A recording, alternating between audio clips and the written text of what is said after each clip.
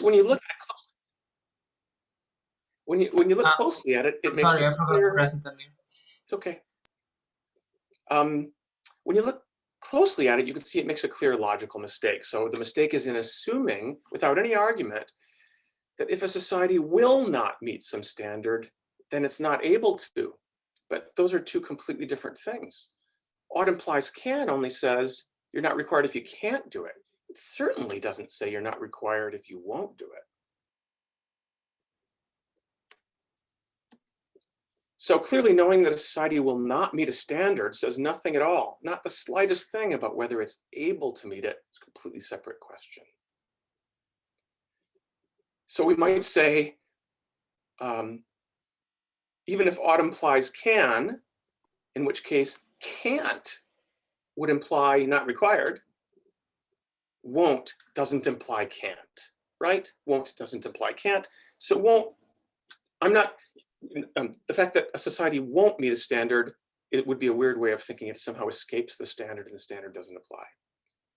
But sometimes it's alluded to as if we're sure enough about the won't, we can treat it as a can't, and that's what I'm going to continue to argue against. So to see this kind of point vividly, think about a simple example outside of the context of morality or politics. This is just about now won't versus can't.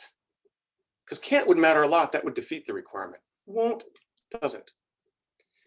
So I'm not going to dance like a chicken during this lecture. Maybe you'll be pleased to know, or maybe you'll be disappointed, I'm not sure. That's just not going to happen. Even so, dancing like a chicken is easy. For most people, and certainly for me, all you have to do is you put your thumbs up under your arms and you, as I said, I'm not going to do it. I could do it. That's important. I could do it. It's easy. I could easily do it.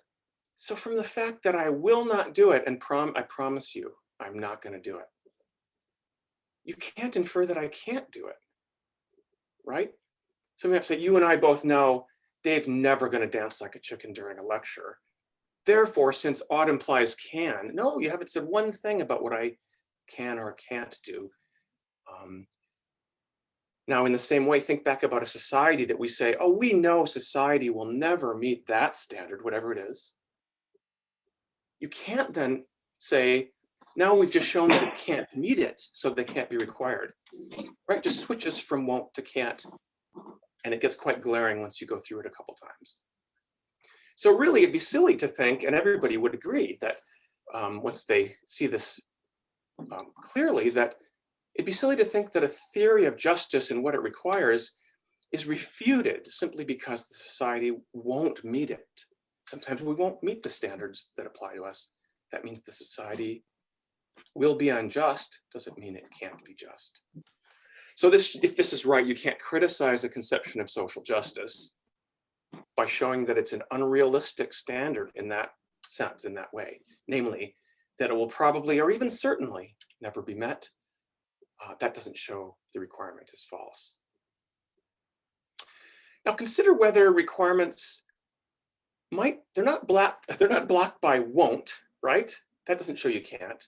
But how about this other thing? We have an English phrase, probably something similar in other languages, where we talk about what an agent can't bring herself to do, right? I think we're familiar with that. Some people call this motivational incapacity. I think those words are tricky because these phrases both might suggest that the person can't do it, and that's what I'm going to try to tease apart. Think about an example of a guy I call Messy Bill. So Messy Bill says to you, I know a lot of people are required to take their garbage all the way to the curb and not leave it in their yard, but I'm not required to do that because I'm motivationally unable to do it. I just can't bring myself to do it. Suppose that's true, and that he's not pretending, it's true, and his yard is a mess. Now, assume there's no special phobia or compulsion or mental illness involved in Bill. He's simply deeply selfish, and so he can't thoroughly bring himself to go through with it. He drags his garbage out the door, gets halfway across the yard, and remembers he'd really like to get back to the video game or whatever else he's going to do. Non-dumping, that is taking it all the way to the curb, it's something he could do.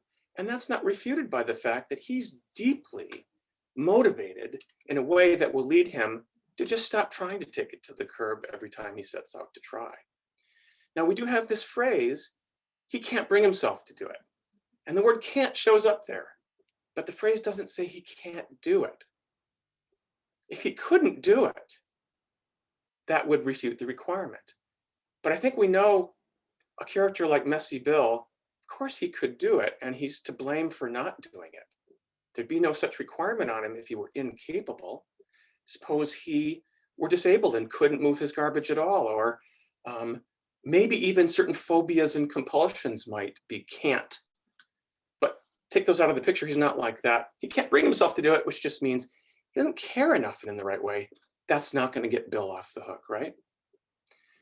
So same with a society. If it or the people in it can't bring themselves to meet the standard, that doesn't show they can't meet it. So that's not enough to get them off the hook.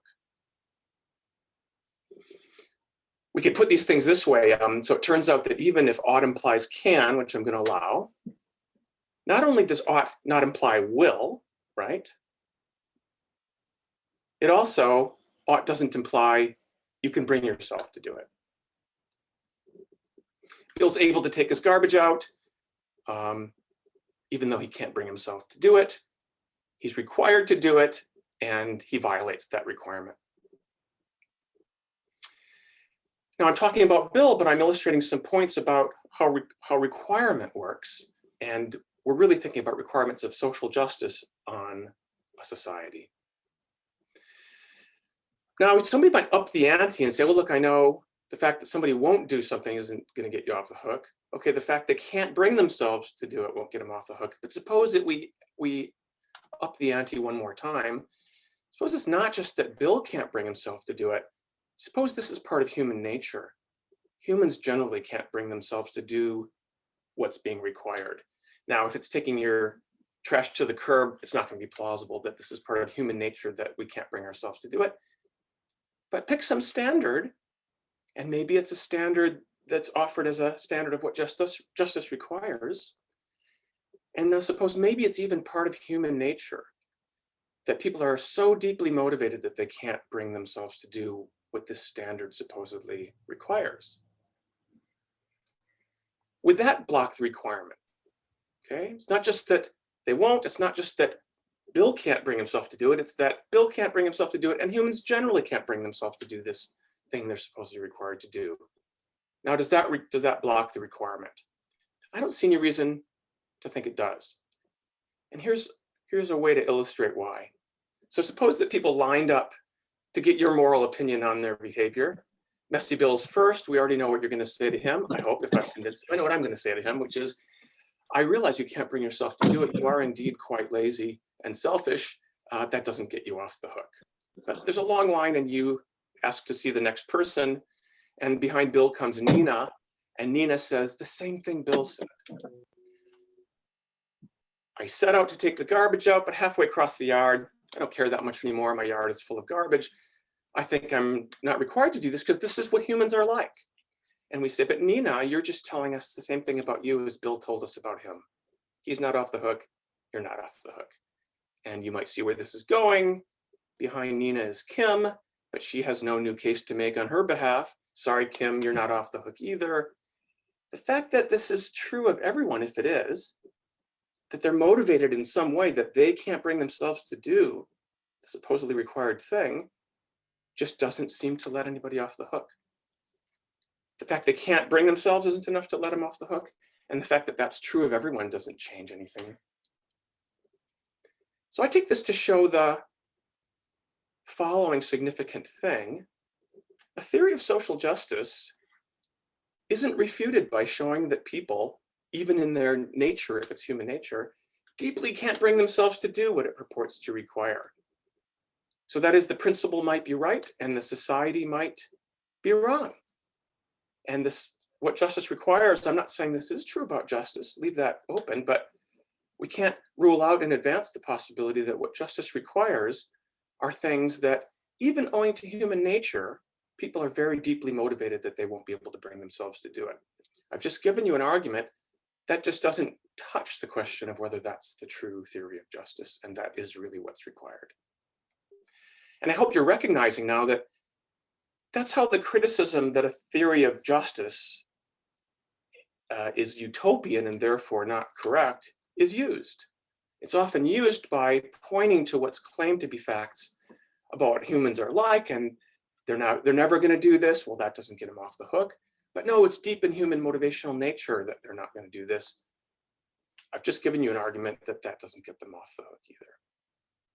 Now, I'm not saying for any specific requirements of justice that it does require more than people can bring themselves to do. I'm not sure of that. What I'm arguing is just this: what people can or can't bring themselves to do is not a constraint on a sound theory of the content of justice, by which I mean what justice requires of a society if it's not to count as unjust. Okay, now you're starting probably to think, if full justice were, so you're saying it could be, you say to me, you're saying justice could be unrealistic in that way, so people aren't going to meet it. If the standard's unrealistic in that way, what good is it to even try to understand it or to have a theory of justice of that kind, even if we were to grant, okay, maybe it's true. Now that kind of challenge I'm really interested in because it might seem to assume something I call practicalism about intellectual work in particular. I think this idea of this practicalist assumption isn't plausible, and that's one thing that might lie behind that challenge. Say, look, even if that's the truth about justice, why waste your time on that? People are never going to do that anyway. It's not practical. Well, here's what I mean by practicalism, which I'm going to reject. It says there's little or no value in studying or learning about anything unless this has practical implications about what to do. Now, I think practicalism is, I'm not going to be able to refute it. I'm just going to weaken its grip if it has a grip on you at all. I think it's implausible partly because it's hard to square with what most people think about the value of achievements in lots of other fields. I guess we're talking about an achievement in political philosophy that identifies this true standard of justice, but it's utterly impractical. If somebody said that shows it's a waste of time, then why don't you think that higher mathematics is a waste of time? Most people don't. In fact, very prestigious awards have been given for many decades and centuries to great mathematical achievements. So I'll just read this out. Many of what are regarded as the great mathematical achievements or problems that are still outstanding, like proving a thing called Riemann's hypothesis, still unsolved by mathematicians, they don't have, or at least when they were accomplished, weren't expected to have any practical value. No one in mathematics thought that was the point. Now, what is the point? That's actually very hard. It's a very hard question, but this should weaken the grip. You probably don't think these ostensibly great achievements were really just a waste of time unless they turn out to have practical value. They weren't pursued for practical value. Sometimes they surprisingly had it, other times they didn't. Now, if you're convinced by that, or were already convinced that practicalism, that broad thing that says if your theorizing isn't of practical value, it's a waste of time, if you think that's implausible as I do, then that's not available as a critique of political philosophy that lacks practical value either. Right? Political philosophy is a branch of philosophy. It doesn't seem like it's got any more need for everything it does to have practical value, otherwise it's worthless, than any other branch of inquiry, certainly any other branch of philosophy, and so on. So we could say that even before we take up the question of whether and in what way a particular kind of theorizing is valuable, but it can't be assumed that it's not simply on the grounds it's not practical value. Now, having said all that, not to confuse you, but I don't think that a theory of justice has to have practical value to have value, or for it to be valuable to study it or know it. Having said that, I'm also going to point out a way in which an unrealistic, high standard theory of justice could have one kind of practical value, and there are others. But don't forget, I don't think the value of it depends on practical value. Well, here's what I want to call your attention to. History's shown time and again that morally momentous social and political achievements that are thought just a few years before to be so unlikely as to be ridiculous, they sometimes come to pass. These things happen, right? Great steps forward, let's think, say morally, sometimes can happen just at a pace that nobody anticipated. I'm curious what examples you might have if you're thinking about this. I'll give you one in a second.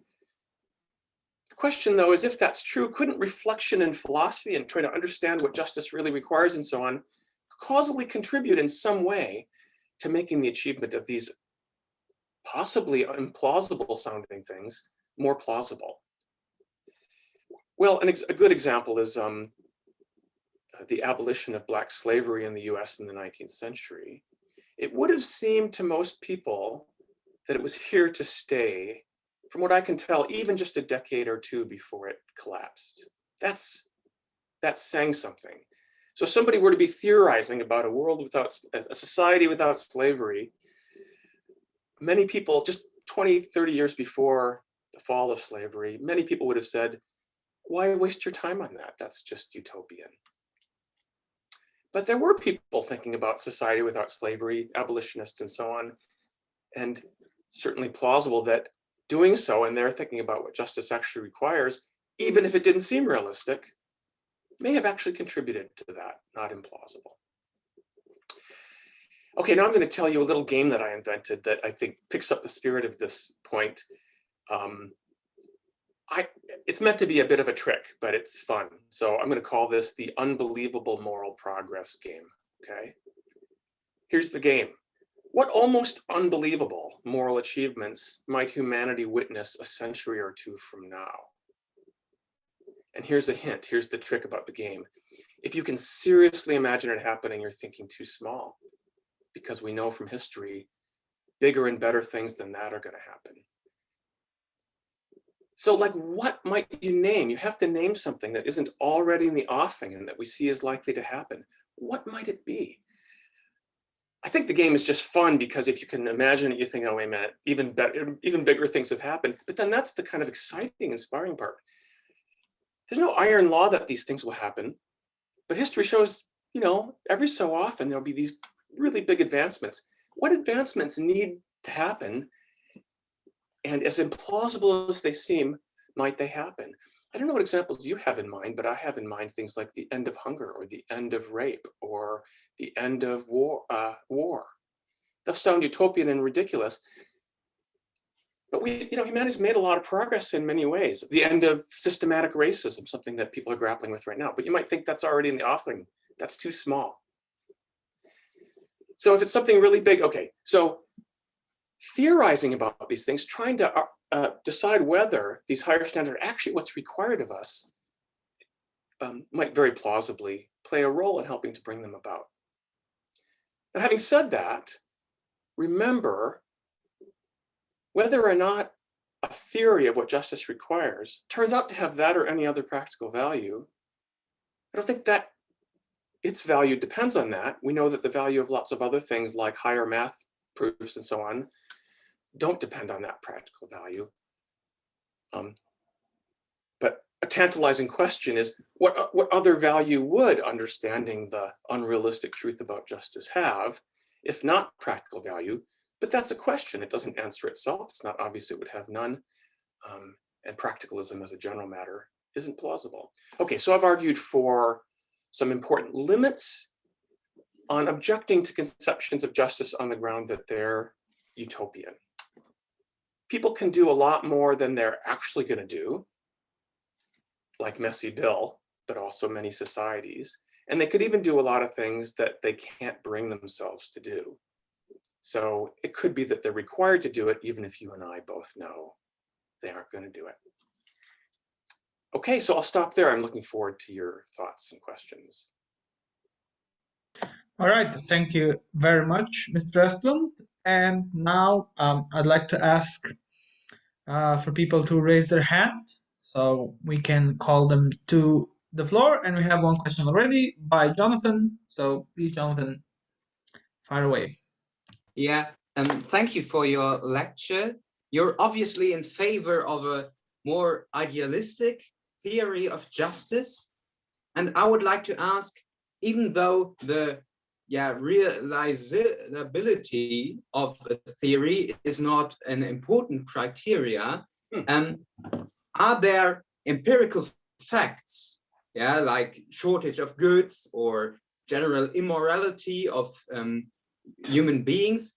Are there empirical facts that could be normatively relevant for your theory of justice? Good. I think certainly some empirical facts. Oh, can I just correct one thing? It didn't matter much, but you said something which, as I say, doesn't matter, but I want to be accurate. I'm not actually taking any stand here on whether justice is as idealistic as this addresses. I'm just saying many people think we can just rule that out, so don't pursue those theories because they can't be right because they're unrealistic. I'm just saying that's a bad move. Justice could turn out to be unrealistic, so you just have to keep investigating. But I'm not saying it is. I don't know if it is, or at least let's put that aside. Absolutely, one way you can see that empirical things would matter is the ought implies can thing. So empirical things can bear on what we're literally able or unable to do. Now, it's crucial that we don't mean unlikely to do or motivationally not moved to do, but empirical things could show what we're really unable to do. But then the second example you picked was really important. You said, first, maybe scarcity. Well, that could show genuine inability, and then the requirement lapses. But then you said, what about widespread immorality? What should we think about that? Let me let everybody think about that a minute. So here's a theory that says, here's what your society is required to do. And then somebody says, wait a minute, that's unrealistic because empirically we know that people are really not very good. Does that refute the theory? It doesn't seem like it touches it, right? When somebody says, here's what's required of you all, surely the person saying that knows not everybody meets their requirements. It might even be human nature, as I said, that people won't meet the requirements. It might be human nature that we're surprisingly immoral and always will be. None of that shows that we can't do these things. It just shows that we're not that good. We're sort of like messy Bill on a grand moral scale, okay? I wanted to ask something like regarding your renouncement of practicalism, because so for instance, let's say with the ideology of communism, maybe that would sound as a good theory to some people, but I believe that a large sum of the population is not willing to live in this type of society. And so if we play with that idea, or if we try it out, then there is the risk of something like the USSR happening again. Yeah. So right. It isn't like higher mathematics, because it has I think, a direct impact on the safety and well-being of people's lives. So why don't you give more importance to the willing aspect, whether they're can, but also whether they're willing to do something? Yeah. That's an excellent question. In some ways, it's very much the next natural thing to go into if I had a second half hour. But thanks for asking. So let me say a little bit about it. Let's come back to the communism case in 1 second, but first suppose that people also weren't willing to live in a racially equal society. Well, if they're not, given your warnings, and you're not wrong, that if they're really not, then we had to be careful about building it because it could be a disaster. We can't just build societies as if people are going to do things we know they're not going to do. So if people are ineluctably racist, then what we try to build may have to be different from what justice requires. Now, what about communism? Well, we don't know now then, from the fact that people may not be willing to live in it, that it isn't actually how they should live. It just doesn't follow because the racism case. I'm not saying communism is the right ideal. What exactly is the theory of justice of communism? It's not clear. Marx didn't really give a theory of justice of communism, but some evocative things like from each according to his ability to each according to his needs. So let's take that. And you might say, look, we know from history people are not actually willing to live that way. They're not going to give according to their ability and so on. I think what I hope to have shown is that just doesn't refute that principle. That may be the principle. What we should build, and this is what you're quite right about, depends on all the facts. What we should build knowing what people will do depends on all the facts, but what we're required to do may stand even though we won't do it. One way I put this, I'll do this really quickly to anticipate other questions. The way I like to put it is, we might be required to build and comply with the principle, with the society that meets that communist principle. We might be required to build those and comply with them. And that's not refuted by showing that we shouldn't build it because we're not going to comply with it. But right, that'd be a weird way to get out from under the principle just by saying, well, we're not actually going to meet it. That's not how you get out of principles. Okay, so build and comply is required, doesn't show build is required, and that's what your question helps to draw out. Thank you. All right, next up we have Nelly. Hello, thank you for your lecture. I also agree that the fact that most of the people wouldn't like to apply to a standard doesn't make it necessarily a bad standard.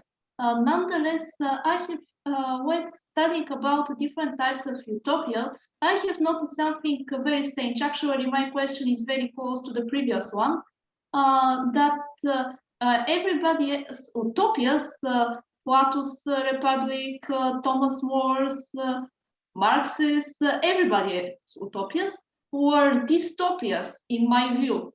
And also my utopia will be dystopia in your view, and maybe your utopia will be a dystopia in my view. So what do we do with this? How can we create, and if we can create at all, some kind of ideal society, or the idea of such society that is ideal for everyone? Good, right, so I take it, yeah, I think what you're going at is, in a way, the actual content of theories that are often presented as utopian. And you're not challenging my claim that we might, that doesn't refute the requirement. You're just saying that many of these theories turn out to be, at least in many people's views, dystopian. Maybe, for example, traditionally, often they're thought to depend on infringing people's liberty in various ways and so on. Now, this idea of utopia as dystopia, I often think shows that that's just not a plausible utopia, right? It's not that anything could be maximally good for everyone. People's interests are going to just be in conflict in some ways. But if something just massively constrains individual liberty, it's implausible that really is what societies are required to be like. So you could put it that way. Right? So in a way, when somebody says these utopian theories are actually dystopian, remember, I'm talking about utopian or unrealistic theories of justice. And if you want to say they're just really, they'd be a hellish place to live, that's the beginning of an argument that that's surely not what justice requires. Well, then that's, if it doesn't require it, then it doesn't require it. But justice could require, whatever it does require, could be more than we're going to expect ourselves to actually do.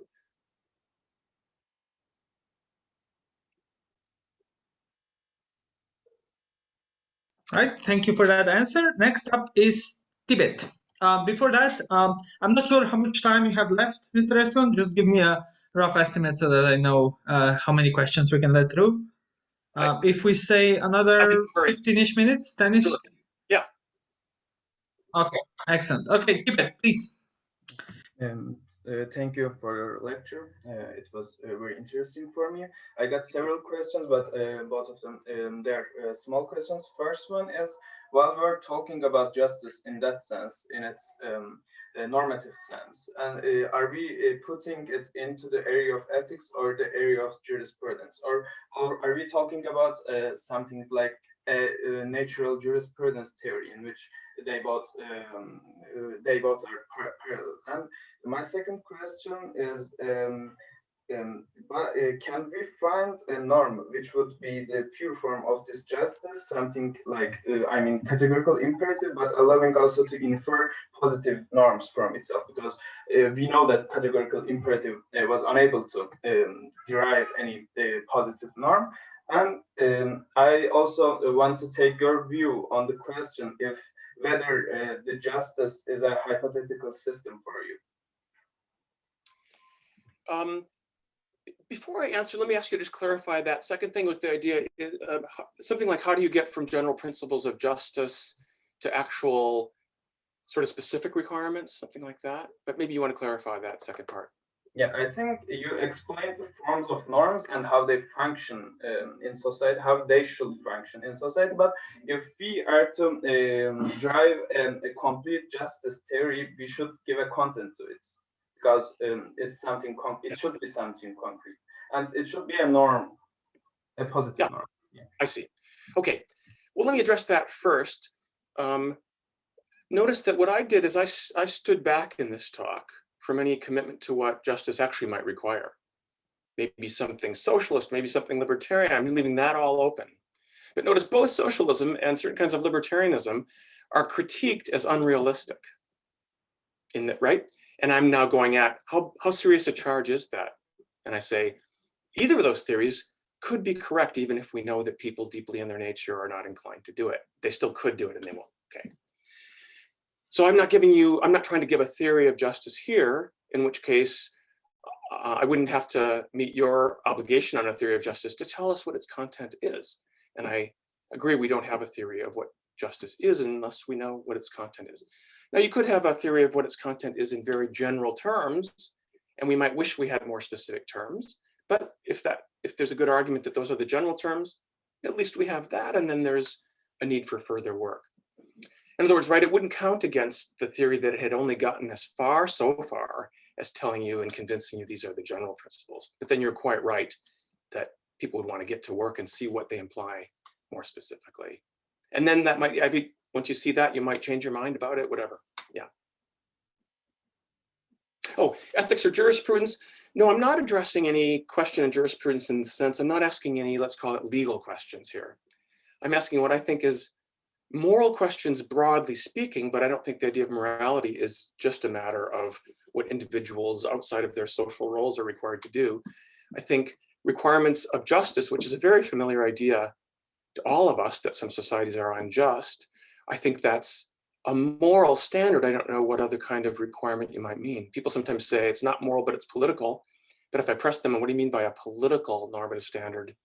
That's not a moral standard. They often don't have very much to say, but this is an active debate actually in political philosophy these days. So broadly speaking, it's what you want to call ethics or moral, but I'm not talking about principles for individuals, but principles for societies. Not legal principles, principles of justice, which are broadly moral. Yeah. Thanks so much. Okay, thank you very much. We'll take two more questions. The first one being Frederick. So first of all, I would like to thank you for a lecture. It was very interesting for me. Thanks. And so when I try to imagine in my head some kind of utopian society, for example, in preparation for this EIPO, I have always failed. And the reason was because I tried to construct a system, and then I looked at how that system could be abused by self-interested individuals. And so your lecture is very helpful to me, because it shows me a different way to think about this, to disregard how people can abuse it, and instead of think what are actually the ideals we should strive for. And my question is, now when I think of creating a utopian society with this framework in mind, then I feel like there are basically actually no limits, like zero. And I want to ask if there are actually things that are impossible for us to do, and maybe what are those, and what we should consider when we construct utopian society in this framework. Good. At least the first step is that it looks like maybe there's no limits. So I've accomplished something. Then you want to say, wait a minute, if there's no limits at all, why don't we, maybe this is the spirit, it's like no limits at all. Could the theory of justice require that we are all immortal and can fly and never get diseases? And well, no, because those are impossible for us as far as we know. And if we can't do it, I'm granting that would defeat the supposed requirement. But other theories, say socialist on one side, libertarian on the other, other ones, you haven't shown that we can't do those things just by showing, even if you can, that we're very unlikely to do it, right? That's the main theme. So yes, there are lots of constraints. The way they're functioning here is just whatever constraints are genuinely constraints on our abilities, but not just facts about our tendencies. Those aren't constraints on a theory of justice. They are, I hope this is clear, they are constraints on what institutions we should build, given that we already know people aren't going to do what they should, say. So we shouldn't, as I said, we shouldn't build the theory that we think we should both build and comply with and pretend we're going to comply with it. You can see how that could be a disaster. So I was, in one of the early questions, I said, the requirement might take the form, society, you could, and you're required to build and comply with these institutions, whatever they are. I know you're not likely to do it, but you could do it, and you're required to do it and to comply with them. That doesn't show that you should go ahead and build those, even if people aren't going to imply, as if we're just going to pretend, and yeah, could be a disaster, of course. Thank you. All right. Thank you very much. And the last question by Blasut Gabriel. I hope I probably butchered that. I'm really sorry. No problem. Hello, glad to be with you today. My question is actually quite simple. I just want to know how you, a professor in political philosophy, convince your friends to go vote. Oh, well, before I try to answer that, let me see if I can connect that to the question of utopianism or unrealism. And here's a possible connection. Let me just say it quickly and then see if I'm getting your point. So you might say, what people can bring themselves to do or what they can do turns out to be surprisingly depressing and low. We can't even get much more than half of the populace, say, in the United States to vote. It's like the most minimal thing, much less the things that, say, these high ideal theories would require. Well, that's true. Now, that doesn't show they can't vote, right? Voting's easy. So whatever the requirement is, if a conception of justice requires that we have a democracy and that people vote, this just shows that people are going to violate that. It doesn't show that it's something people can't do, so it doesn't refute the requirement. It just shows, if it's true, that looks like these societies are going to remain unjust in that way. Now, I'm not sure it can never change or whatever, but even if it could, that wouldn't refute the theory that they're just not running their society as they ought to.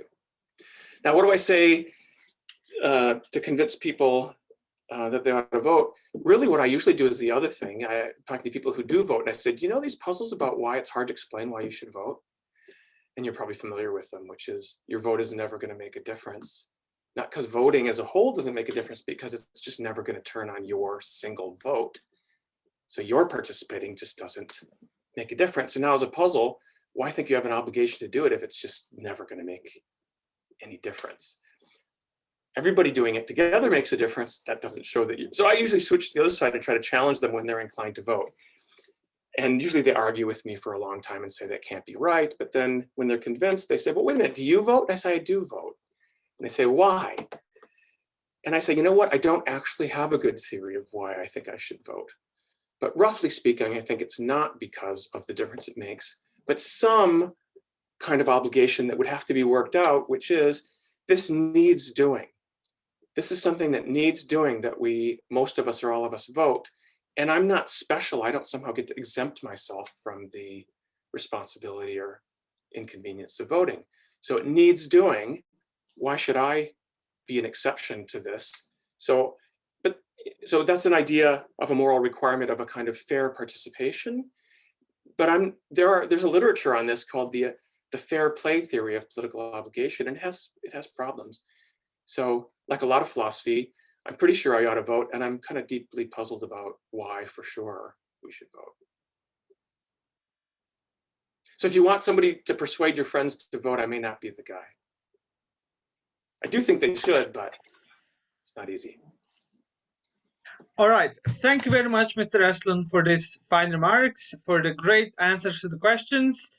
Thank you, everyone, for posting the questions as well. Thank you, everyone. Great That's it for the questions.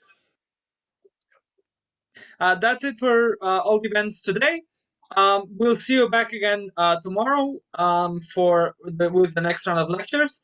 I'm just about to send out the schedule for tomorrow because there were some slight changes, half an hour here and there, just to accommodate more lectures and more content.